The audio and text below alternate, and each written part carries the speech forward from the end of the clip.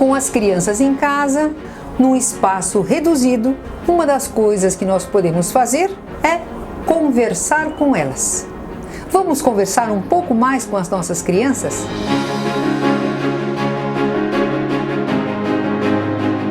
Você ainda não é inscrito no meu canal? Por favor, se inscreva e me ajude a fazer o meu canal crescer. E se gostar, dê um like. Pode ser que você me diga assim, mas eu converso com as crianças o dia inteiro, eu tenho que dar bronca, tenho que orientar. Não, espera um pouquinho. Eu estou falando de dialogar. E quero explicar para você a origem da palavra diálogo. Agora vamos um pouco a uma aula de grego, que é o seguinte: dia do grego quer dizer o que separa. E logos quer dizer estudo, conhecimento. Então, duas pessoas de pontos de vista separados começam a conversar, a interagir e desenvolvem um novo conhecimento. Não é lindo? Essa origem da palavra diálogo. E nós precisamos dialogar com os nossos filhos.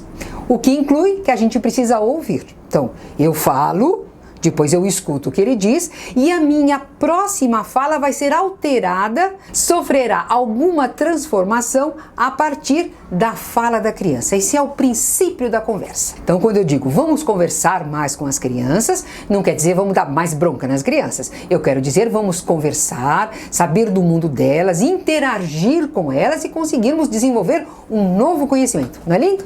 Outra coisa que nós podemos aproveitar nesse espaço pequeno que estamos físico, mas com muitas possibilidades, é contar histórias. Eu tenho uma playlist especial sobre a importância de contar histórias, mas aqui eu quero falar especialmente de você contar das suas histórias, as suas experiências, quando você era criança, o que você aprontava, o que seu irmão aprontava, o que seu avô. Nossa, nós temos muitas histórias. Provavelmente você deve ser descendente ou de imigrante, ou de indígena, ou de negro. Então tem histórias da família para você contar para as crianças. Aproveite para contar. E insisto, quando você conta, a criança imagina. Se ela imagina, ela está fazendo imagens próprias, que é uma maneira da criança ficar com menos imagens padronizadas, que ela recebe todo dia pelos meios de comunicação. Então, o fato dela ouvir as palavras que você diz e imaginar a cena, você está ajudando a criança a desenvolver a imaginação. Além de fazer vínculo, né? Porque é maravilhoso a gente ouvir histórias pessoais. Vou te contar que no mundo das empresas hoje se faz até cursos de storytelling. O que é storytelling? É a arte de contar história. Como é que na empresa você tem um caso para contar, que possa ser um caso de superação, que anime os funcionários. Então, se até as empresas estão usando hoje a arte de contar histórias para produzir resultados, vamos usar este recurso com as crianças. Outra atividade que você pode fazer com a criança é trabalhar com as parlendas. Parlendas vem de parlare, que quer dizer estamos falando. Eu tenho um vídeo especial sobre parlendas do enriquecimento da cultura infantil. Você deve conhecer esta. Batatinha quando nasce, esparrama pelo chão, quando a menininha dorme, põe a mão no coração. Isso, frases como esta. Ou então, isso a gente pega a mão da criança e fala: cadê o toucinho que estava aqui? O gato comeu. Cadê o gato? Foi pro mato. Cadê o mato? O fogo queimou. Cadê o fogo? A água apagou. Tá vendo? E vai embora. É o tipo da coisa que você pode fazer com a criança sem muito movimento e a criança se diverte. E uma outra coisa que você pode fazer com a criança, ainda no universo das palavras, é o que é o que é. O que é que é? Que cai de pé e corre deitado. Você sabe? A chuva. E eu separei alguns aqui quando a criança já está alfabetizada. Então, por exemplo, no início tem 3 e no fim só tem uma. Adivinhou? É o quê? A letra I.